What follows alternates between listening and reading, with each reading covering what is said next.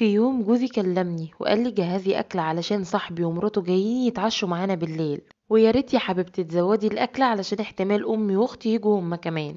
قلت له طيب دلوقتي الظهر اذن، مش كنت قلتلي من بدري؟ قال لي يا حبيبتي مش مهم، انا مش عايزك تعملي افتكاسات زي العاده.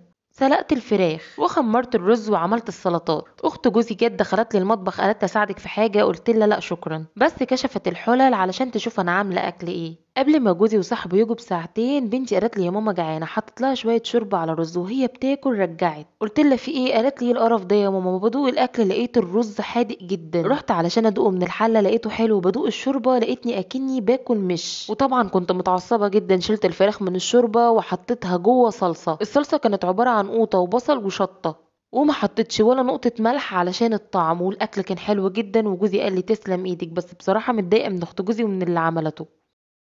حماتي عندها بنتين، من يوم ما بناتها اتجوزوا وما بيجولهاش غير كل شهر مرة، واحيانا ما بيجوش. حماتي جه عليها وقت نفسيتها تعبت جدا، لان مهما كان بناتها بيوحشوها.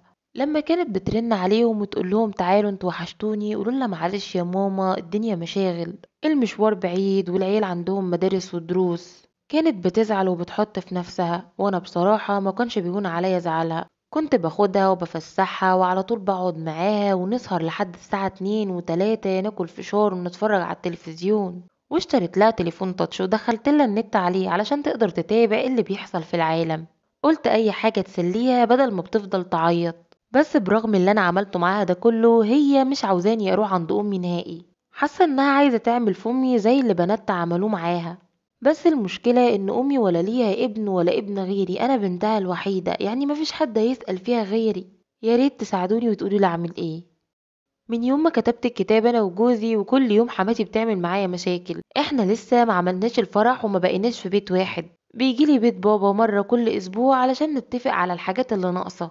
بس حماتي حشرة مناخيرها في حياتي بطريقة فظيعة، كل حاجة بتتدخل فيها. ماما كانت هتجيب لنا عشاء فوق ال20,000 جنيه، وانا كلمت جوزي وقلت له بدل ما الفلوس دي كلها نجيب بيها اكل ومامتك توزعه على القرايب، ناخدهم ونركنهم في الشقة علشان لو احتاجنا اي مصاريف او اي فلوس، انت عارف هتقعد شهر بعد الجواز، وكمان انت ما كنتش عايز تسفرني، ادي الفلوس هتبقى معانا وهنسافر. قال لي تصدقي يا بنتي دي فكرة حلوة قوي فعلا، كفاية الحاجات اللي امك هتجيبها في التلاجة والاكل اللي هتجيبه لنا هيكفينا شوية حلوين، والفلوس اللي هناخدها دي هنركنها ومش هنيجي يمتها نهائي، هنخليها لو احتاجنا ليها.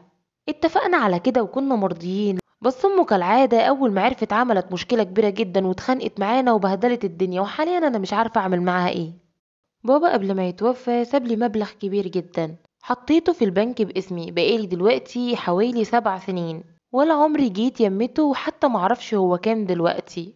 من كام يوم لقيت جوزي بيكلمني بحنية وطيبة غير العادة، هو حنين وبيحبني وكل حاجة بس ما بيكلمنيش بالطريقة دي. لقيته بيقول لي انا محتاج مبلغ بسيط حبتين، قلت له يعني كام؟ اداني مبلغ عملاق. قلت له ازاي بسيط وبتقول المبلغ ده كله؟ قال لي والله يا حبيبتي هو ده المبلغ اللي ناقص علشان اخلص المشروع، يا ريت تساعديني وان شاء الله هكتب نص المشروع باسمك. قلت له طيب سيبني اصلي استخارة وارد عليك. قال لي علشان خاطري مش وقته، ده انا جوزك وابو عيالك، وقعد بقى يقول لي اشعار شوية حلوين.